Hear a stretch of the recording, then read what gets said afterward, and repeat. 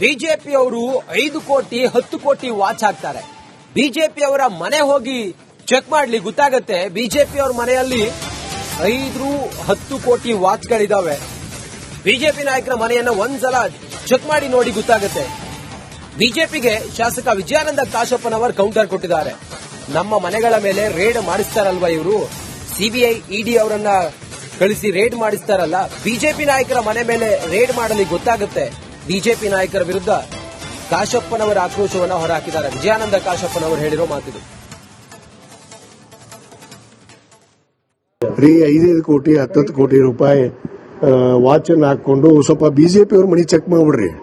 ಈ ರಾಜ್ಯದಾಗ ಒಂದ್ಸಾರಿ ಹೋಗಿ ಇವರು ನಮ್ಮ ಮನಿ ರೇಡ್ ಮಾಡಿಸ್ತಾರಲ್ಲ, ಸಿಬಿಐ ಇಡಿ ಅವ್ರನ್ನ ಕಳಿಸಿ ಒಂದ್ಸಾರಿ ಬಿಜೆಪಿ ಅವ್ರ ಮನಿ ಎಲ್ಲಾ ಮಾಜಿ ಮಂತ್ರಿಗಳೇನದಾರಲ್ಲ, ಕೌಂಟಿಂಗ್ ಮೆಷಿನ್ ಸತಿ ಸಿಕ್ಕಾವೆ ಈಶ್ವರಪ್ಪನ ಮನೆಯಾಗ. ಇವರು ಇನ್ನೂ ದುಬಾರಿ ವಾಚ್ ಅದಾವ ಇವ್ರ ಹತ್ರ. 1 ಕೋಟಿ 2 ಕೋಟಿ ರೂಪಾಯಿ ವಾಚ್ ಅದಾವ. ಇದೇನು 40 ಲಕ್ಷ ರೂಪಾಯಿ ವಾಚ್ ಅಲ್ಲ. ಹೇಳಿದ್ರಲ್ಲ ಡಿ ಕೆ ಶಿವಕುಮಾರ್ ಅವರು, ನಾನು ದಾಖಲೆಯನ್ನ ನನ್ನ ಚುನಾವಣೆ ಇದರಲ್ಲಿ ಕೂಡ ಡಿಕ್ಲೇರ್ ಮಾಡಿದ್ದೀನಿ. ಡಿಕ್ಲೇರ್ ಮಾಡಿದ್ರೆ ಇದು ಚಿಲ್ಲರ್ ಕೆಲಸ ಅಲ್ಲ.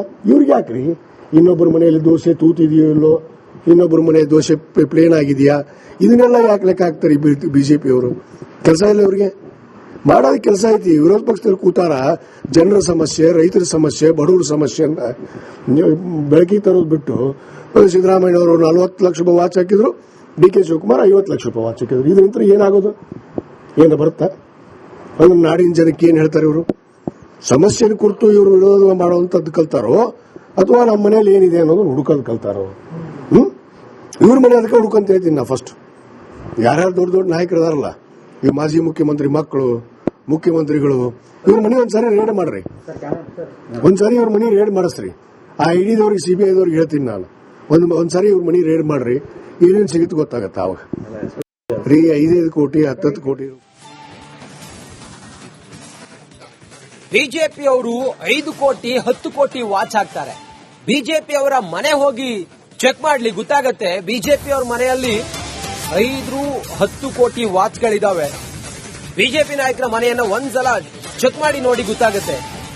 ಬಿಜೆಪಿಗೆ ಶಾಸಕ ವಿಜಯಾನಂದ ಕಾಶಪ್ಪನವರು ಕೌಂಟರ್ ಕೊಟ್ಟಿದ್ದಾರೆ. ನಮ್ಮ ಮನೆಗಳ ಮೇಲೆ ರೇಡ್ ಮಾಡಿಸ್ತಾರಲ್ವಾ ಇವರು, ಸಿಬಿಐ ಇಡಿ ಅವರನ್ನ ಕಳಿಸಿ ರೇಡ್ ಮಾಡಿಸ್ತಾರಲ್ಲ, ಬಿಜೆಪಿ ನಾಯಕರ ಮನೆ ಮೇಲೆ ರೇಡ್ ಮಾಡಲಿ ಗೊತ್ತಾಗುತ್ತೆ. ಬಿಜೆಪಿ ನಾಯಕರ ವಿರುದ್ಧ ಕಾಶಪ್ಪನವರ ಆಕ್ರೋಶವನ್ನು ಹೊರಹಾಕಿದ್ದಾರೆ. ವಿಜಯಾನಂದ ಕಾಶಪ್ಪನವರು ಹೇಳಿರೋ ಮಾತಿದು.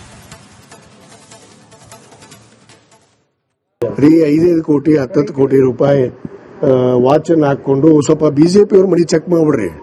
ಈ ರಾಜ್ಯದಾಗ ಒಂದ್ಸಾರಿ ಹೋಗಿ ಇವರು ನಮ್ಮ ಮನಿ ರೇಡ್ ಮಾಡಿಸ್ತಾರಲ್ಲ, ಸಿಬಿಐ ಇಡಿ ಅವ್ರನ್ನ ಕಳಿಸಿ ಒಂದ್ಸಾರಿ ಬಿಜೆಪಿ ಅವ್ರ ಮನಿ ಎಲ್ಲಾ ಮಾಜಿ ಮಂತ್ರಿಗಳೇನದಾರಲ್ಲ, ಕೌಂಟಿಂಗ್ ಮೆಷಿನ್ ಸತಿ ಸಿಕ್ಕಾವೆ ಈಶ್ವರಪ್ಪನ ಮನೆಯಾಗ.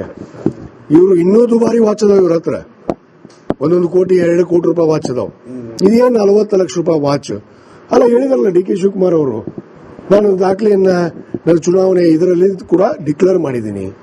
ಡಿಕ್ಲೇರ್ ಮಾಡಿದ್ರೆ ಇದು ಚಿಲ್ಲರ್ ಕೆಲಸ ಅಲ್ಲ. ಇವ್ರಿಗೆ ಯಾಕ್ರಿ ಇನ್ನೊಬ್ಬರ ಮನೆಯಲ್ಲಿ ದೋಸೆ ತೂತಿದೆಯೋ ಇಲ್ಲೋ, ಇನ್ನೊಬ್ಬರ ಮನೆ ದೋಸೆ ಪ್ಲೇನ್ ಆಗಿದೆಯಾ, ಇದನ್ನೆಲ್ಲ ಯಾಕೆ ಲೆಕ್ಕ ಹಾಕ್ತಾರೆ ಬಿಜೆಪಿ ಅವರು?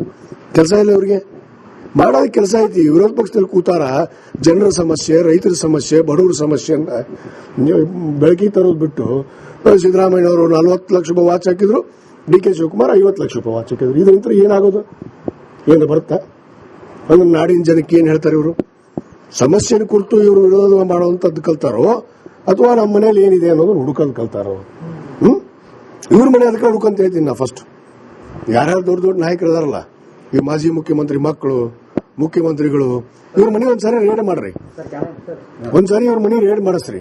ಆ ಇಡಿದವ್ರಿಗೆ ಸಿಬಿಐದವ್ರಿಗೆ ಹೇಳ್ತೀನಿ ನಾನು, ಒಂದ್ಸಾರಿ ಇವ್ರ ಮನೆ ರೇಡ್ ಮಾಡ್ರಿ. ಏನೇನು ಸಿಗುತ್ತೆ ಗೊತ್ತಾಗತ್ತ ಅವಾಗ. 5 ಕೋಟಿ 10 ಕೋಟಿ.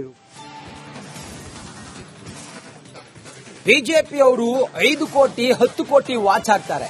ಬಿಜೆಪಿಯವರ ಮನೆ ಹೋಗಿ ಚೆಕ್ ಮಾಡ್ಲಿ ಗೊತ್ತಾಗತ್ತೆ. ಬಿಜೆಪಿಯವರ ಮನೆಯಲ್ಲಿ 5-10 ಕೋಟಿ ವಾಚ್ಗಳಿದಾವೆ.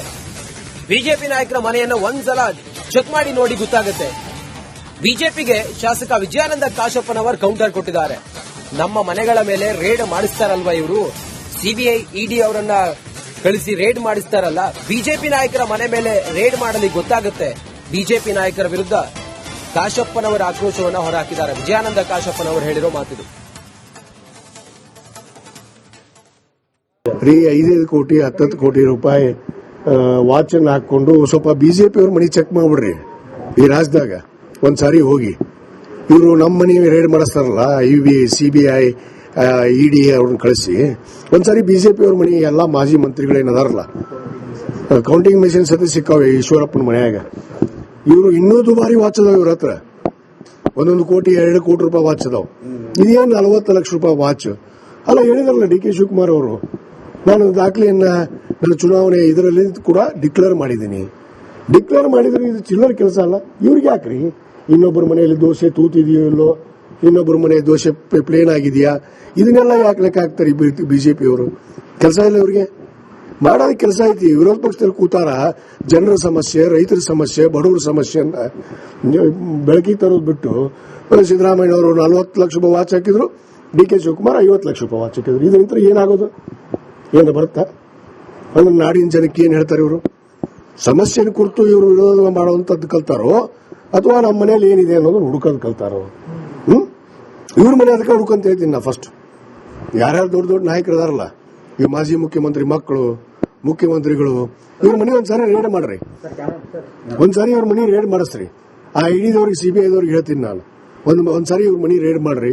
ಏನೇನು ಸಿಗುತ್ತೆ ಗೊತ್ತಾಗತ್ತ ಅವಾಗ. ರೀ 5 ಕೋಟಿ 10 ಕೋಟಿ